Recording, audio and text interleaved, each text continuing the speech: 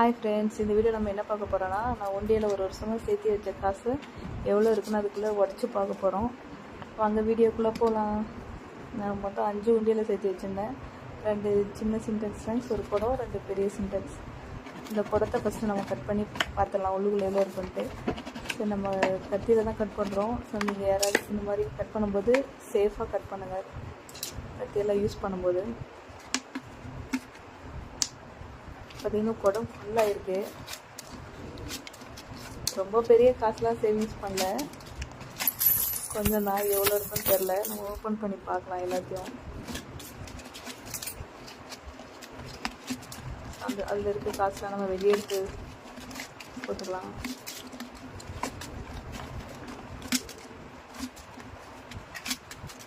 நம்ம கட் பண்ணது அந்த சைடில் இருக்குது, வேறு கையை குத்துது. பார்த்திங்கன்னா நம்ம அந்த உண்டியலுக்குள்ள இந்த காசு எல்லாத்தையும் எடுத்துகிறோம். நெக்ஸ்ட் உண்டியல் கட் பண்ணலாம்.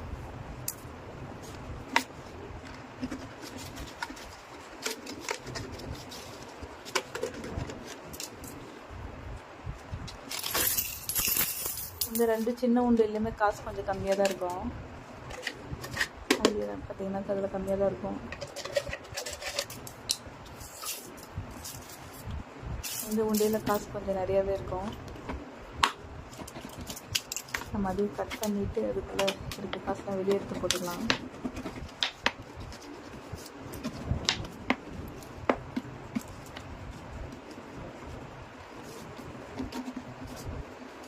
நம்ம அது உண்டியில் கட் பண்ணும்போது கொஞ்சம் கஷ்டமாக தான் இருக்குது. கேர்ஃபுல்லாக தான் கட் பண்ணணும் நம்ம.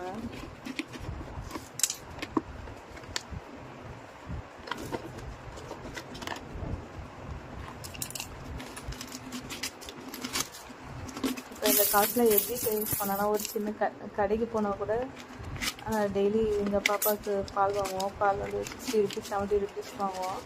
ஸோ அந்த பேலன்ஸு 30 ருபீஸ் இருக்குன்னா அதை கொண்டு அப்படியே உண்டியில் போட்டுருவேன். அப்படின்னா எனக்கு செலவுக்கு போக மந்த்லி ஏதோ 500 அந்த மாதிரி கொஞ்சம் மீதி இருந்துச்சுன்னா அப்போவே கொண்டு வந்து நான் இதில் உண்டியலில் போட்டுருவேன். ஏன்னா அப்போ தான் நம்ம அதை எடுக்க மாட்டோம். இதுவே கீழே ஓப்பன் பண்ணுற மாதிரி இருந்த உண்டியெல்லாம் இருந்தால் நம்ம கை இதுக்கு அதை ஓப்பன் பண்ணி எடுத்துருவோம். ஸோ அதனால் நான் அந்த மாதிரி உண்டியல் நான் யூஸ் பண்ண மாட்டேன்.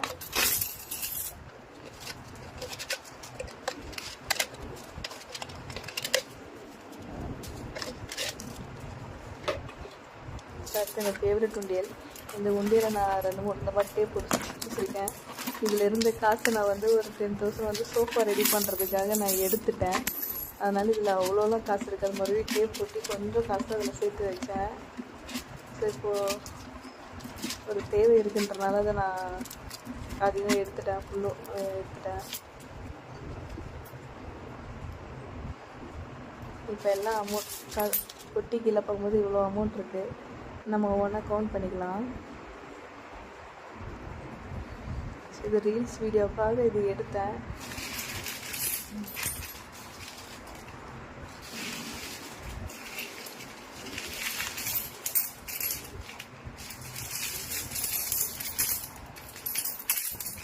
அப்படி யூடியூப் ஷார்ட்ஸுக்காக கொஞ்சம் வீடியோஸ் எடுத்துகிட்டு இருந்தேன்.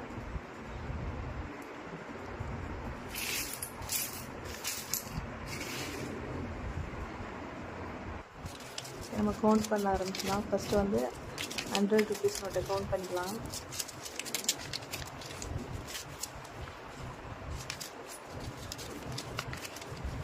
கவுண்ட் பண்ணுறதே ரொம்ப கஷ்டமாக இருந்துச்சு.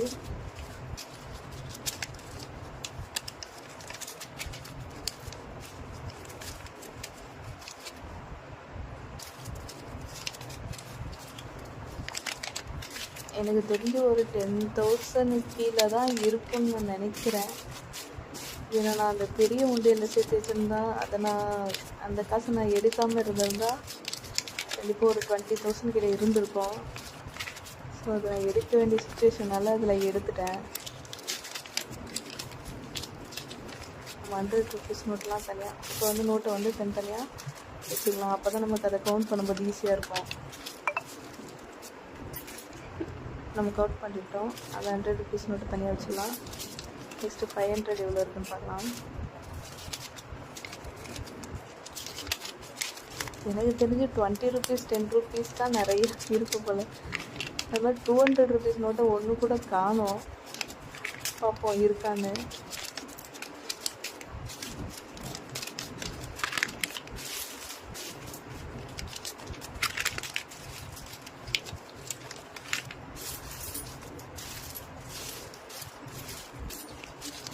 எங்கப்பா 500 ரூபாய் நோட்டு எங்கே இருக்கு? ஓகே, நம்ம 500 ரூபாய் வச்சுட்டோம். ஸோ அதையும் நம்ம தனியாக வச்சிடலாம். நெக்ஸ்ட் என்ன நோட் அக்கௌண்ட் பண்ணலாம்? 50 ருபீஸ் அக்கௌண்ட் பண்ணலாம்.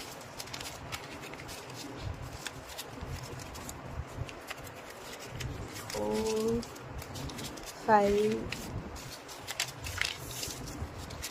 7.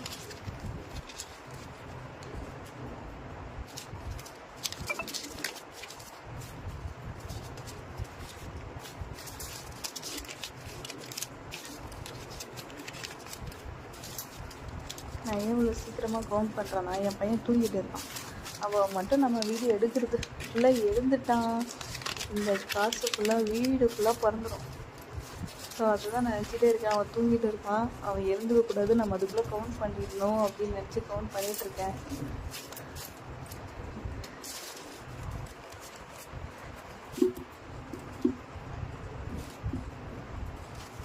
இந்த நோட்டை என்றது கூட கஷ்டம் இருக்காது. இவ்வளோ காயின்ஸ் இருக்குது. இது நான் எப்படி என்னவேன்னு தெரில. பார்க்கலாம் வாங்க. நம்ம அடுத்து 20 ருபீஸ் மட்டும் கவுண்ட் பண்ணிக்கலாம். பார்த்தீங்கன்னா எழுந்துட்டான் சுஜய், தூங்கிட்டு இருந்தவன். எழுந்துட்டான் சுஜய், தூங்கிட்டு இருந்தவன். என்னவே விடலை. அவனை நான் மடியில் படுக்க வச்சு அப்படியே எண்ணிட்டே இருந்தேன். நம்ம அப்படியே காசு நம்ம அப்படியே வச்சுட்டு போயிட்டோம். நம்ம எழுந்துட்டா ஃபுல்லாக எல்லாத்தையும் இது பண்ணிடுவான், ரூம்லேயே ஃபுல்லாக பறந்துடுவான், இல்லைனா நோட்டை கிழிச்சிடுவான். அதனால் அவனை மடியில் போட்டு அப்படியே கொஞ்சம் சமாதானப்படுத்திட்டு காசில் ஃபுல்லாக கவுண்ட் பண்ணிகிட்டு இருந்தேன்.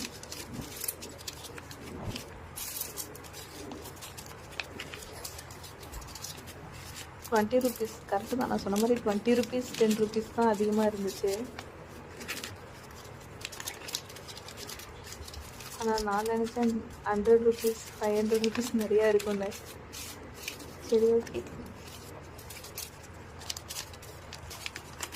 நம்ம என்ன போடுறோமோ அது தானே இருக்கும்.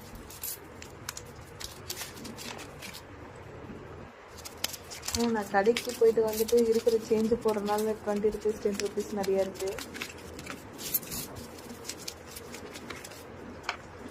நம்ம இந்த மாதிரி சேவிங்ஸ் பண்ணால் கண்டிப்பாக ஏதோ நம்ம ஒரு நகை எடுக்கும் போதோ இல்லை ஏதாவது வண்டி வாங்கணும் இல்லை எதுக்காவது நமக்கு யூஸ் ஆகும். திடீர்னு காசு நமக்கு கையில் இல்லை பத்தலை அப்படின்ற போது யூஸ் ஆகும்.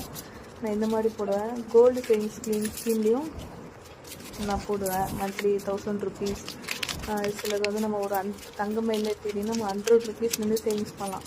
நான் என்ன பண்ணுவேன், ₹100 உண்டியில் போடுவேன், ₹100 வந்து அந்த மாதிரி சேவிங்ஸ் பண்ணுவேன். நம்ம காசு வேஸ்ட் பண்ண விடும், நம்ம கையில் இருந்தால் தான் செலவாயிடும். ஸோ நம்ம அந்த மாதிரி கோல்டு கூட நம்ம ஒரு 1/4 பவுன் 1/2 பவுன் அப்படி சேர்த்து வச்சு நம்ம எடுத்துக்கலாம். இயர்லி ஒன் பர்த்டேக்கு இல்லைன்னா ஏதாவதுக்கு எடுத்துக்கலாம். ஸோ அந்த கோல்டு கார்டு இதெல்லாம் கட்டினது போக இருக்க காசு தான் நான் இதில் உண்டியலில் போடுவேன். அது மாதிரி என் பையனை உண்டியில் காசு போடுறது ரொம்ப பிடிக்கும். ஸோ அதனால் இந்த காயின்ஸ் எப்படி நிறையா சேர்ந்துச்சுன்னா அதனால் நோட்டு உள்ளே போட முடியாது. இது ₹200 நோட் ஒன்று வந்திருக்கு. அவனுக்கு வந்து காயின்ஸ் தான் உண்டியில் போடுறதுக்கு ரொம்ப பிடிக்கும். ஸோ அதனால் என்ன பண்ணுவோம், நிறைய காயின்ஸ் வீட்டில் இருக்கவங்க எல்லாம் கொடுப்பாங்க. ஸோ அதனால் அவன் காயின்ஸ் நிறைய போடுவான். ஸோ அதனால காயின்ஸ் வந்து இந்த உண்டியலில் நிறையா இருக்குது. அவனுக்கும் சின்ன குழந்தைங்களுக்கும் நம்ம அதை பழக்கப்படுத்தி கொடுக்கணும். இப்போ எங்கேயாவது அவன் காயின்ஸை பார்த்தானா வந்து சொல்லுவான், மம்மி உண்டியல்னு சொல்லிட்டு அவன் கரெக்டாக கை காமிப்பான். நம்ம அதை எடுத்து கொடுத்தோன்னா அதுக்குள்ளே போட்டு போயிடுவான். இப்போ பார்த்தீங்கன்னா தெரியும் அந்த காயின்ஸ் எல்லாத்தையும் விளையாண்டுருக்கான். நம்ம எல்லாத்தையும் கவுண்ட் பண்ணி தனித்தனியாக வச்சிட்டோம். இன்னும் கொஞ்சோண்டு அந்த ₹10 நோட்டு மட்டும் இருக்கும். ஆனால் இவனை நான் சொன்ன மாதிரியே எழுந்துட்டு என்னை கவுண்ட் பண்ணவே இல்லை. அந்த காயின்ஸை ஃபுல்லாக ரூம் ஃபுல்லாக பறக்க விட்டுட்டான். இல்லை காயின்ஸ் பேபிஸ் கிட்ட கொஞ்சம் கேர்ஃபுல்லாக இருக்கணும். ஆனால் அந்த வாயில் எடுத்து போடுறதெல்லாம் அந்த பழக்கம் இல்லை. அது இருந்தாலும் நான் பார்த்துட்டே தான் இருந்தேன் கவுண்ட் பண்ணும்போது.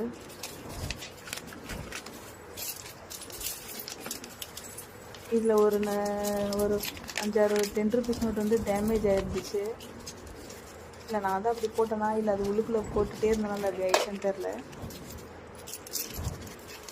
பார்த்தீங்கன்னா சுஜய் ஃபோன் பண்ணுறான். அவனையும் சமாளிச்சுட்டு இந்த நோட்டும் என்றதுக்குள்ளே நான் கொஞ்சம் கஷ்டப்பட்டுட்டேன். ஸோ 10 ருபீஸ் நோட் இவ்வளோ இருக்குது. நம்ம இப்போ எல்லாத்தையும் ஒரு கவுண்ட் பண்ணி எவ்வளோ இருக்குன்ட்டு டோட்டல் பண்ணலாம். காயின்ஸ் மட்டும் பாருங்கள் இவ்வளோ இருக்குது. ஒரு நோட் எடுத்துகிட்டு வந்து இப்போ 500 ருபீஸ் நோட்டில் எவ்வளோ இருக்குதுன்னு சொல்லி கவுண்ட் பண்ணி நம்ம எழுதிக்கலாம்.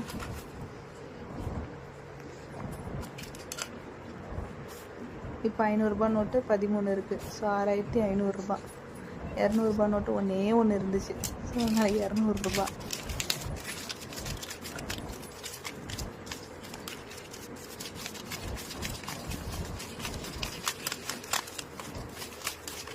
இப்போ 100 ரூபா நோட்டு 21 நோட்டு இருக்குது. ஸோ 2100 ரூபா.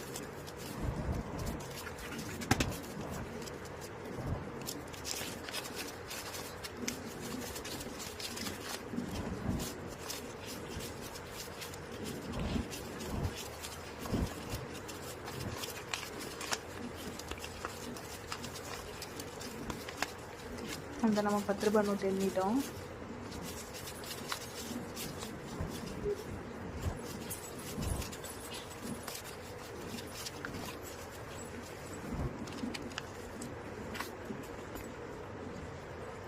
எழுபது நோட் 10 ரூபா நோட்டு வந்து 70 நோட்டு இருந்துச்சு. 700 ரூபா. இப்போ 50 ரூபா நோட்டு எவ்வளோ இருக்குன்னு சொல்லி பார்க்கலாம்.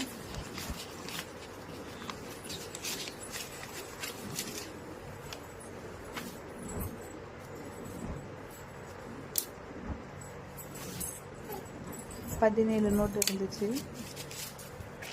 850 ரூபா. அடுத்து நம்ம இந்த 20 ருபீஸ் நோட்டு எண்ணிக்கலாம்.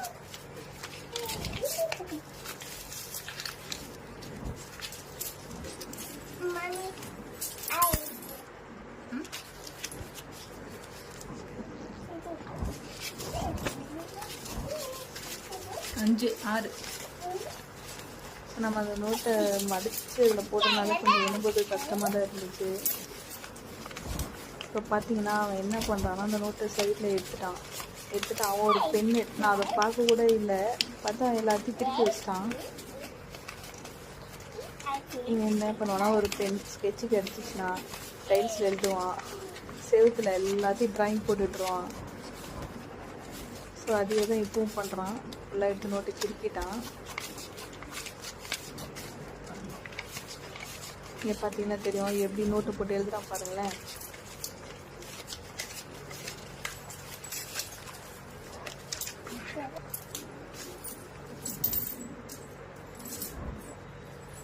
கொஞ்சம் கூட அடங்க மாட்டான் அவன். சுஜய் போட்டுகிட்டே இருந்தான்.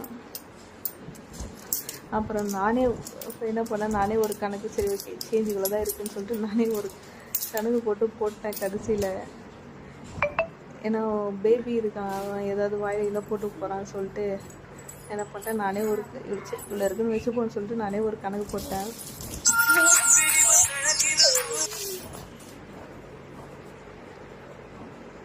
நான் ஒரு பக்கம் எல்லாத்தையும் கவுண்ட் பண்ணிட்டு இருந்தான். பார்த்தீங்கன்னா எல்லாத்தையும் எழுதிட்டு இருக்கான்.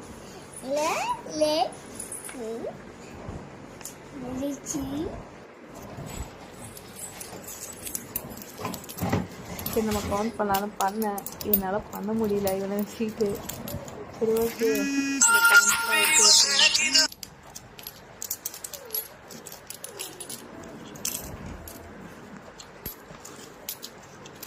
ஸோ காயின் கவுண்ட் பண்ண முடியாதுன்றத நான் அப்படியே எடுத்து போட்டு வச்சிட்டேன். சரி நம்ம எவ்வளோ இருக்குன்னு டோட்டல் பண்ணி பார்த்தா 13,050 ரூபாய் இருக்குது.